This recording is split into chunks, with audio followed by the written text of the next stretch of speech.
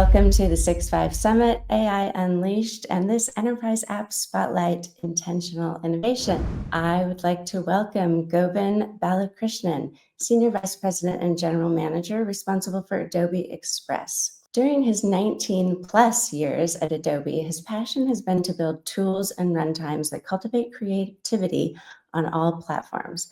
Most recently, this has led to his leading the Adobe Express business. Govind, thank you for joining us. Thank you, Mel. It's my pleasure to be here. Thank you Great for to having have you. Before we dive into this topic of intentional innovation, let's set the stage a bit. Can you tell us a little bit more about Adobe Express, who's it for, what it aims to do? Yeah, more than happy to. So we've been on this journey with Adobe Express for a few years, for 2 to 3 years now. We've had it in market for, I would say, around a year and a half. And the premise, so to speak, is that Adobe Express brings the best of Adobe's creative and document tools into an application that's quick and easy to use for everyone, right? And the idea is that it enables everyone to create content that helps them stand out. And we have numerous examples of a number of users from different genres, so to speak, using the application in very impactful and meaningful ways. We have marketers who have successfully used Express to create new campaigns, to repurpose content from existing campaigns, to localize content for regional markets. We have solopreneurs and small businesses using Express to build their professional and personal brand, to grow their social audiences. We have educators using Express to help students communicate and learn more creatively.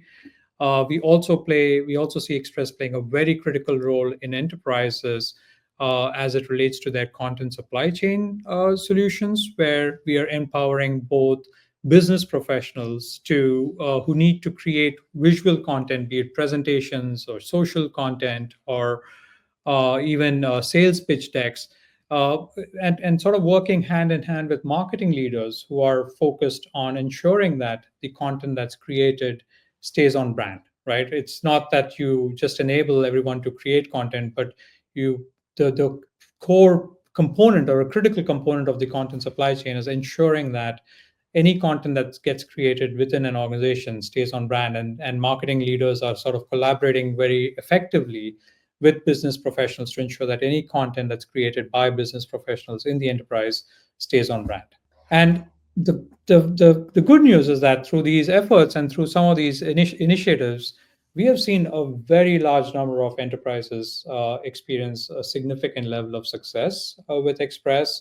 Some of the examples that come to mind are the PGA Tour, AstraZeneca, Virgin Australia, Prudential Financial, Workday, Paramount. The list is really, really long. And we believe that as we continue to go through this journey, we expect to see an incredibly large number of large businesses, actually, it's large and small businesses for that matter, deliver success from leveraging the capabilities of Express. So you named a variety of users like marketers, solopreneurs, small businesses, educators, and enterprise teams that use Adobe Express. Can you share a couple of examples of how some of these customers have achieved success with the platform? Yeah, sure. A couple that I'll go drill deeper into are one is Red Hat, where we have seen them empower the breadth of their organization to create content using Adobe Express, which has helped their company achieve a time saving of almost 10x, which is incredible to hear. Yeah. The other one that I will highlight is with Dentsu, where we are seeing that they have enabled their entire distributed marketing and social teams across 120 offices to create content using Express, which has helped them get to market 70% faster than they could without Express. So, two clear proof points of success where our customers are realizing some significant ROI from incorporating Express into their workflows and processes. That's great. It's great to hear those outcomes and innovation that it has to be customer centric and it has to solve real problems, but that doesn't just happen. It's not magic. So what does that customer centricity mean for Adobe, and how do you ensure that these tools enhance the process for your customers? Yeah, that's as you've heard me say that, that's a topic that's near and dear to my heart, Mel. Um, as I've said in the past, one of the key components of innovation is to ensure that obviously the capability is inherently interesting and compelling by itself, but innovation that does not necessarily do enough to address real customer problems. Well, we have to ensure that we are identifying the right set of customers that the innovation is addressing, identify the right problems that we are addressing for those customers, and then making sure that the innovation that we deliver drives the right business outcomes. I mean, that to me is when innovation becomes truly magical and is something that we try to deliver to the extent possible within Adobe. It's about finding the right problem for the right customer to drive the right outcome, and obviously the capabilities themselves have to be compelling to start with. So once we get to that, the question then is, how are we applying that within Adobe? And I would take the example of Adobe Express and how we have built Adobe Express. When we started on the process a few years back, we ensured that we built every feature with a clear customer in mind. The question that we kept asking ourselves is, who's the bullseye for the product to start with, and what pain point are we addressing as it relates to addressing the needs of that bullseye customer. And then once we started delivering the capabilities for that bullseye audience, the question is, okay, what business outcomes are we driving for that customer? And we started that process by ensuring that we validated every one of our capabilities within Adobe. So we have a very compelling dog footing program, so to speak, where we encourage every one of our users to use the products or use every one of our products on a daily basis. But more importantly, we also get them to use some of the new capabilities that we are intending to launch and have them provide feedback before we have them made available to the external audiences. So we sort of start by ensuring that we are delivering real value to our customers. And there are a couple of examples where I feel like this has really moved the needle. One is with how we brought generative AI into the product. When we started building the product, we had started building it as an AI first solution, but generative AI sort of became a thing while we were building the product. And rather than bolting generative AI onto the product as an afterthought, we decided that it made more sense for us to be customer centric by contextually integrating generative AI into these workflows that our customers go through, to ensure that it does not feel obtrusive, but ends up feeling more like something that they can leverage as they go through the creative process. It's clearly helped us see signals where the ability to use generative AI as part of their workflows has helped them create significantly more compelling content that has helped them drive better business outcomes. So there are a few more examples, but I'll pause there and see if you have any other questions related to that. Yeah, I mean, you said like it allows them to create more. And so let's talk a little bit about creativity and productivity, because we're seeing a trend where those concepts are really coming together. They really have to, right? I mean, this is somewhat caused by demand. So how do you see Adobe's role in this? Yeah, this is an interesting trend that has actually been around for a while. I mean, we've always known that visual communication is by far the most effective form of communication.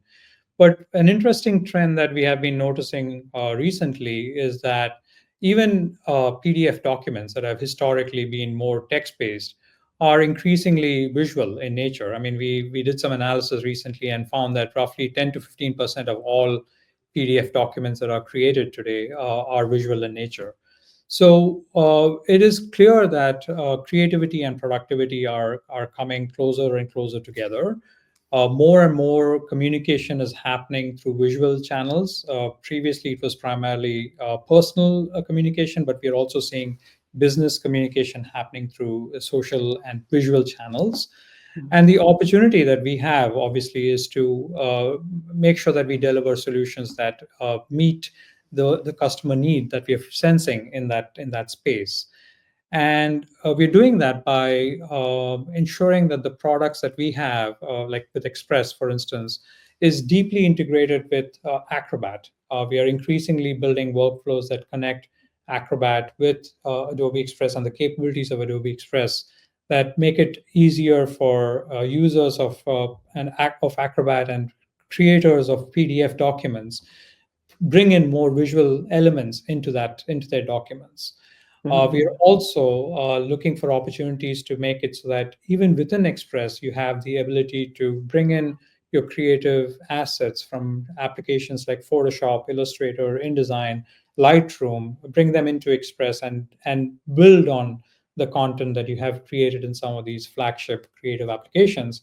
And we are taking that even further by ensuring that we have Express well integrated into the downstream applications for building full-fledged campaigns by ensuring that we are integrated into applications like AEM, Workfront, and Gen Studio. So it's the end-to-end connectivity, so to speak, of making sure that Express can work with both creative and productivity applications to build that seamless end-to-end workflow is an area that we have focused on. And we've taken that even a step further by making the product extensible and ensuring that Express as a product can be integrated with solutions that our users are leveraging outside of the creative space.